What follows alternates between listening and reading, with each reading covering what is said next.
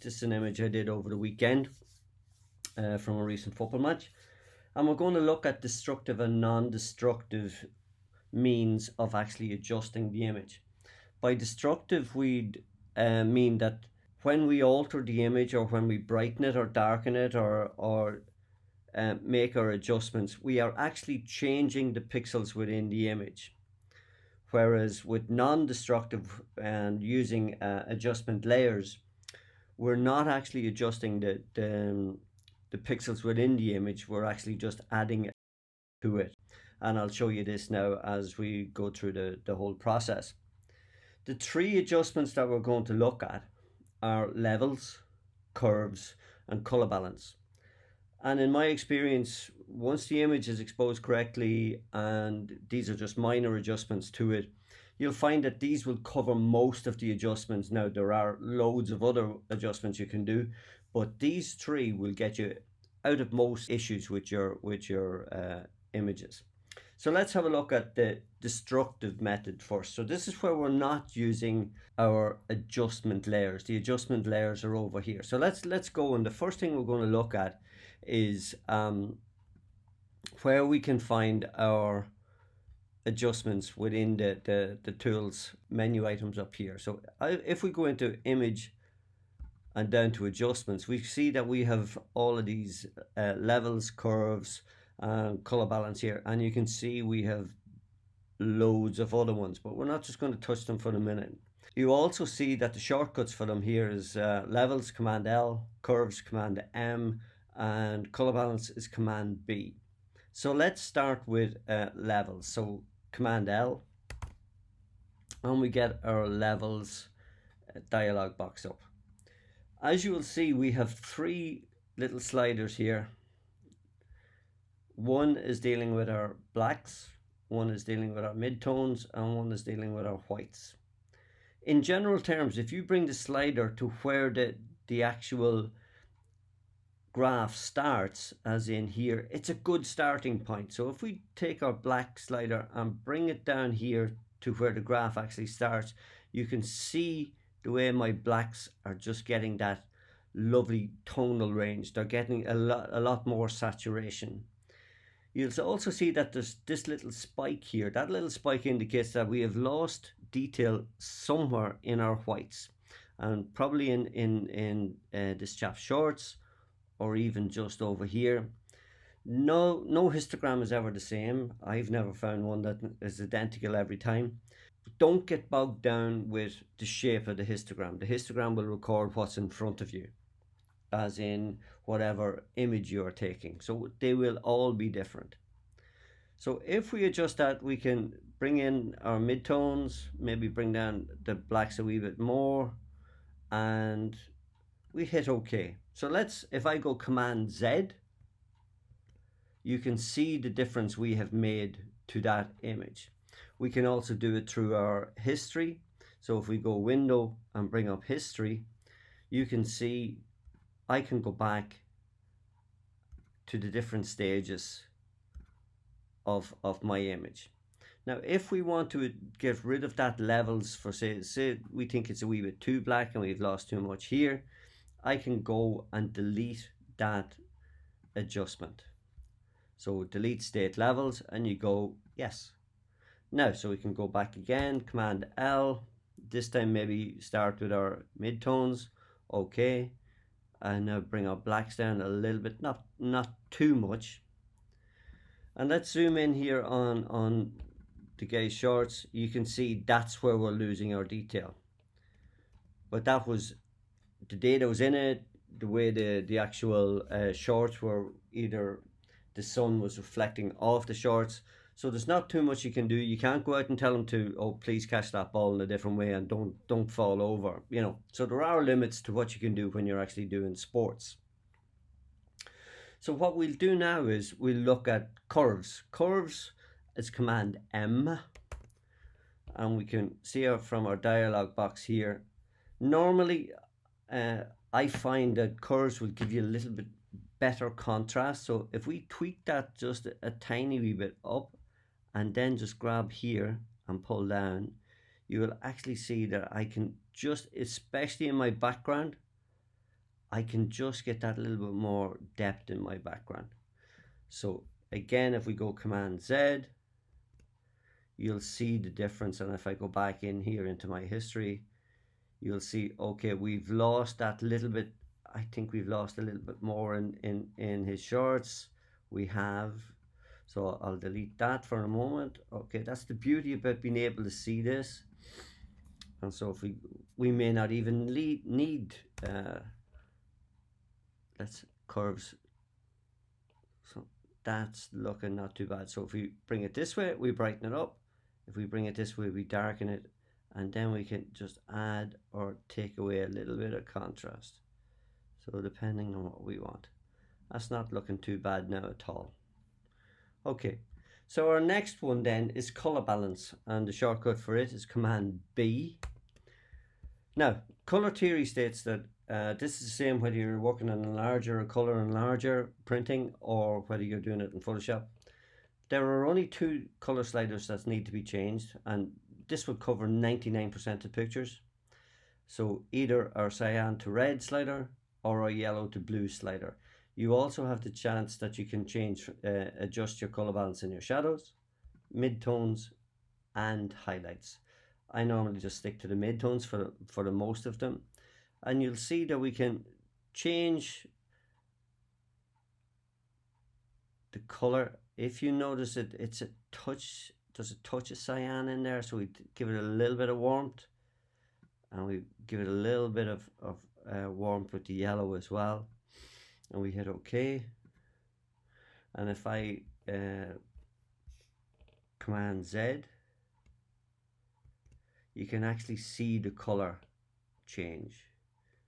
It starts to go that little bit cyany color. So we now see that we can change our color, and as you can see from that, we have quite a good wee picture. So I'm actually going to go File, Save As. Now, by going File, Save As, we actually save. I'm just going to save it to the desktop, and I'm going to call this A, and we're going to call it DES for destructive. So I'm going to leave it on my desktop.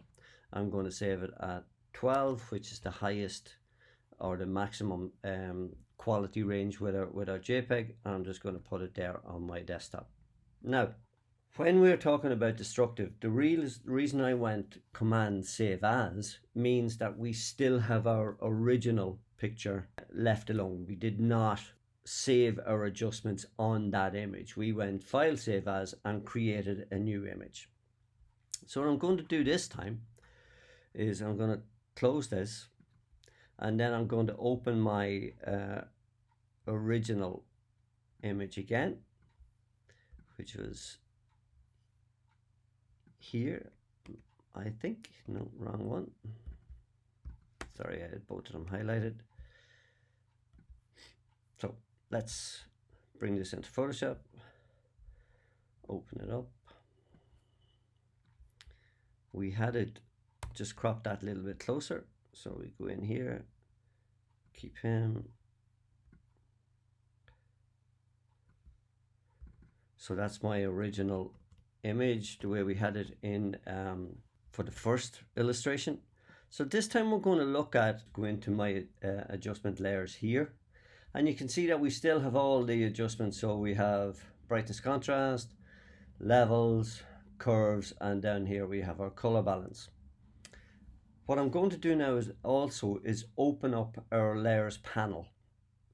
Now, if you can't see the layers panel just straight away, if you go to Window and then just down to Layers, we will actually open up our layers panel. So, and that goes for all of the windows. Like if these just happen to disappear someday on you, all you have to go is go into Window and then look for them down here, and you'll find them all down here. So let's have a look at what happens when we use our adjustment layers. So if I go in here and click on my levels, which we did originally, I'm just going to move this down a wee bit so that you'll be able to see both layers and my adjustment layers. you'll see that it has created a new adjustment layer there, and this adjustment layer is linked to that layer mask. So let's have a look. So if we go in and we do the same as we did earlier, we can bring down our blacks, we can bring down our mid-tones, and when we're reasonably happy with it, I don't want to make the blacks too black, we can then go and say, okay, what's our next adjustment? We go, oh, okay, let's go curves. So we go curves, and I think what we did the last time, you'll now see that it has created another adjustment layer here. And you'll see that it's not actually, at the end when we actually look at file sizes and things like that, you'll see that there is a great difference between the image with the adjustment layers on it, which is non-destructive, and then the one that was adjusted normally through our image adjustment menu bar up here. So that there is quite a difference in between the two images. So there's our curves, and then if we go back into our adjustments and we go down to our color balance, what we can do now is get rid of that little cyan tint and make the image that just a little bit warmer, not too much, just that little bit, just get rid of that cyan tint. If you want to go, the beauty about, say, the adjustment layers is that you can go and you can just switch it off. So if you made a mistake, or if you say, okay, my levels, I'm not that happy with my levels, okay, let's go back in. We can either delete it, or we can go and create another one. So we can actually go again and create our second adjustment layer. So now you have levels 2. And if you switch off that one, okay, you can switch off that one, you can add to it, and you could go back and adjust it. It's that easy. It makes life an awful lot easier. If we go to levels 1, you can see we could go back to it and adjust it as well, or back into our curves. We can keep adjusting, so we're not actually damaging our image. So let's go, and we're going to go file save. We've done our 3, we've done our levels, curves and color balance. So if we go file save as, you'll now see that this is being saved as a PSD. So that's a Photoshop document, and you'll see that it's been saved with all of the layers. So let's just do that, and we're going to save it to my desktop again. And what I'm going to do now is just make this, minimize this, and then I'm going to check my 2 images. So here's my PSD and here's my JPEG. So if I press on my JPEG, select my JPEG and go Command I, you will see that my file size is 3.3 megs, plus it's a JPEG, a JPG. If I click on this one, so highlight it and Command I, you will now see that my image is a PSD, and it's also huge. It's 10 times bigger than my JPEG. It's 34 megs. So that's the consequence of creating your adjustment layers, non-destructive adjustment layers. It's brilliant.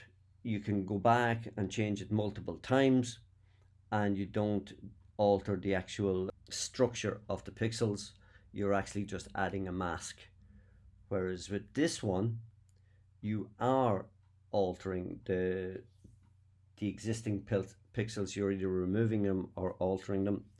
And if you're not careful, if you just go, say you adjusted your images and went to file save, you have lost all of that information. So it's really important, if you are using the destructive method, you use file save as and save to an adjusted folder.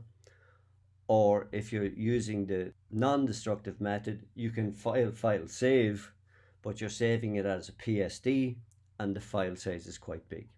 So there you go, two ways of adjusting images, and those three adjustments that we make will cover, say, 70 to 90% of your images. Thanks very much.